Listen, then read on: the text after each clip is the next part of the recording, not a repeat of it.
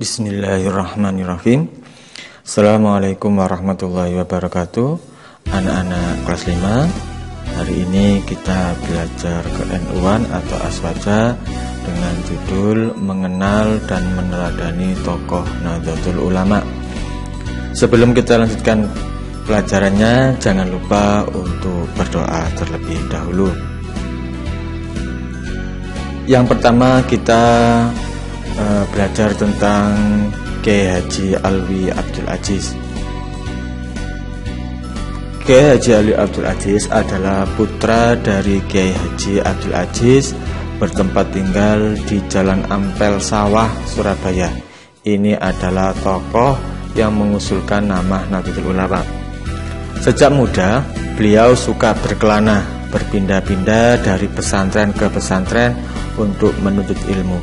Pertama, belajar di Pondok Pesantren Kedemangan, Bangkalan, Madura yang diasuh oleh Kiai Haji Khalil. Kemudian melanjutkan di Pondok Pesantren Sewalan Panji, Buturan, Sidoarjo, dan beberapa pondok pesantren lainnya. Selain belajar Al-Quran dan ilmu-ilmu agama, beliau juga menekuni ilmu riyadhah atau ilmu kanuragan. Kemudian beliau menuntut ilmu ke Tanah Suci Mekah. Di samping itu juga pernah berkelana ke beberapa negara di Eropa seperti Inggris, Jerman, dan Belanda. Sekarang yang kedua, perjuangan Kiai Haji Mas Alwi Abdul Aziz. Beliau pernah menjadi kepala madrasah Nahdlatul Wathon. Di bawah kepemimpinannya, Nahdlatul Wathon berkembang dengan pesat. Bersama Kiai Haji Abdul Wahab Rasulullah, beliau mendirikan cabang Nahdlatul Wathon di beberapa daerah. Di antaranya yang pertama Akhul Wathon di Semarang, Farul Wathon di Gresik, Hidayatul Wathon di Jombang, dan juga Hitabul Wathon di Pacarkeling, Farul Wathon di Malang, dan yang keenam Ahlul Wathon di Pulau Wonokromo, Surabaya.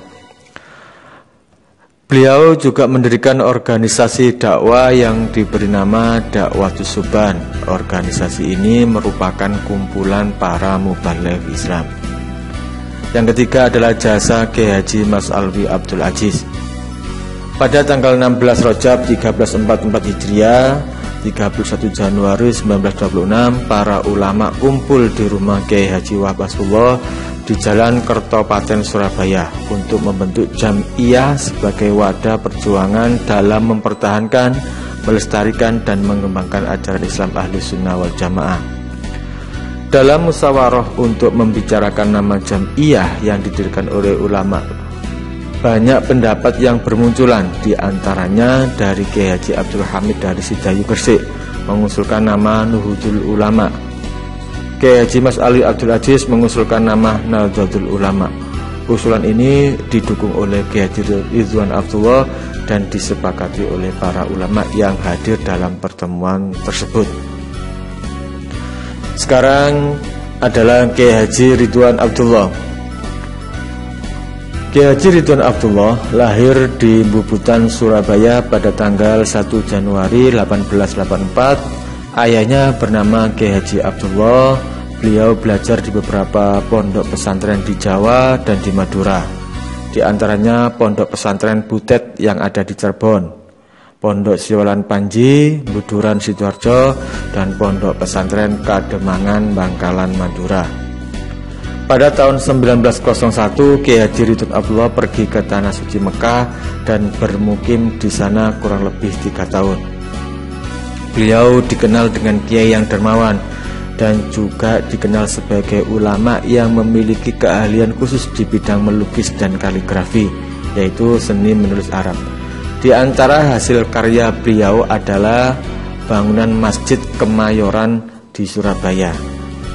Beliau wafat pada tahun 1962 dan dimakamkan di pemakaman Tembok, Surabaya. Perjuangan Kiai Haji Ridwan Abdullah. Beliau dikenal sebagai guru agama dan mubaligh yang tak kenal lelah. Beliau diberi gelar Kiai Keliling. Maksudnya kiai yang menjalankan kewajiban mengajar dan berdakwah dengan berkeliling dari satu tempat ke tempat yang lain, dari satu kampung ke kampung yang lain. Beliau juga menjadi pendamping utama Kiai Haji Wahab Basullah ketika mendirikan Nahdlatul Wathon. Dalam perjuangan kemerdekaan Republik Indonesia, Kiai Haji Ridwan Abdullah ikut bergabung dalam barisan Sabilillah dan pengorbanan beliau tidak sedikit. Seorang putranya yang menjadi anggota Petah atau pembela tanah air gugur di medan perang. Banyak jasa perjuangan beliau diantaranya mengusulkan agar para syuhada yang gugur dalam pertempuran 10 November 1945 dimakamkan di depan Taman Hiburan Rakyat atau THR. Tempat inilah yang kemudian atau sekarang dikenal dengan Taman Makam Pahlawan Kusuma Bangsa. Jasa Kiai Haji Ridwan Abdullah. Pada susunan pengurusan NU periode pertama, Kiai Haji Ridwan Abdullah masuk menjadi anggota Akwan Suriah. Selain menjadi anggota pengurus besar NU, beliau juga masuk dalam pengurus Suriah NU cabang Surabaya. Pada tanggal 9 Oktober 1927 atau 12 Rabiul Tsani 1346 diselenggarakan Muktamar NU yang kedua di Hotel Panile. 2 bulan menjelang pelaksanaan muktamar, Kiai Haji Wahab Basullah meminta Kiai Haji Ridwan Abdullah membuat lambang NU. Kiai Haji Ridwan Abdullah sebelum membuat lambang NU terlebih dahulu melakukan sholat istikharah untuk meminta petunjuk kepada Allah Subhanahu wa Ta'ala. Hasilnya, beliau bermimpi melihat sebuah gambar di langit yang biru dan jernih. Bentuknya persis dengan lambang NU yang kita lihat sampai sekarang. Jadi Kiai Haji Ridwan Abdullah ini adalah yang membuat lambang NU. Sekarang yang ketiga adalah tokoh Kiai Haji Abdul Wahid Hasyim. Ya. Kiai Haji Abdul Wahid Hasyim ini dilahirkan di Jombang pada tanggal 1 Juni 1914 atau tanggal 5 Rabiul Awal 1333. Beliau putra dari kelima Kiai Haji Hasyim Asy'ari dengan Nyai Nafiko binti Kiai Ilyas.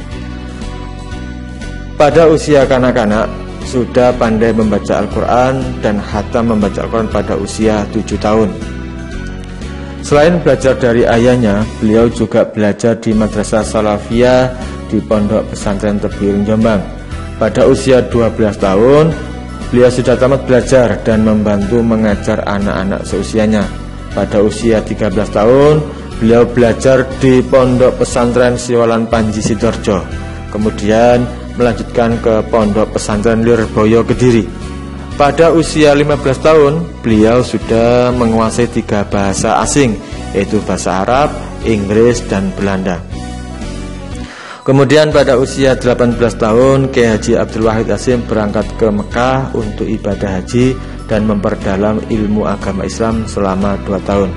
Pada usia 25 tahun, beliau menikah dengan Nyai Solihah putri Kiai Haji Bisri Sansuri. Kemudian dikaruniai 6 putra, diantaranya adalah Kiai Haji Abdurrahman Wahid atau Gus Dur. Kiai Haji Abdul Wahid Hasyim meninggal pada hari Ahad 19 April 1943 dalam usia 40 tahun. Beliau dimakamkan di Pondok Pesantren Tebu Ireng Jombang. Perjuangan Kiai Haji Abdul Wahid Hasyim. Setelah pulang dari Tanah Suci Mekah, Kiai Haji Abdul Wahid Hasyim aktif di dalam kegiatan di Madrasah Salafiyah Tebu Ireng Jombang. Di samping itu juga aktif di Nahdlatul Ulama maupun organisasi pergerakan nasional, di antaranya menjadi Ketua Majelis Islam A'la Indonesia. Kemudian menjadi Ketua Pelaksana Harian Majelis Syuro Muslimin Indonesia atau MASUMI. Menjadi penasehat kantor urusan agama atau Sumubu pada masa pemerintahan pendudukan Jepang. Menjadi anggota Panitia Persiapan Kemerdekaan Indonesia atau PPKI yang bertugas memutuskan pembukaan Undang-Undang 1945 dan Dasar Negara Republik Indonesia, yakni Pancasila. Setelah kemerdekaan Republik Indonesia diproklamirkan, Kiai Haji Abdul Wahid Hasyim pernah menduduki jabatan penting dalam pemerintahan, di antaranya menjadi Menteri Agama di kabinet yang dibentuk oleh Presiden Soekarno. Kemudian menjadi anggota Komite Nasional Indonesia Pusat atau KNIP. Yang ketiga, menjadi Menteri Agama 3 kali kabinet, yaitu di Kabinet Hatta, Kabinet Nasir, dan Kabinet Sugiman.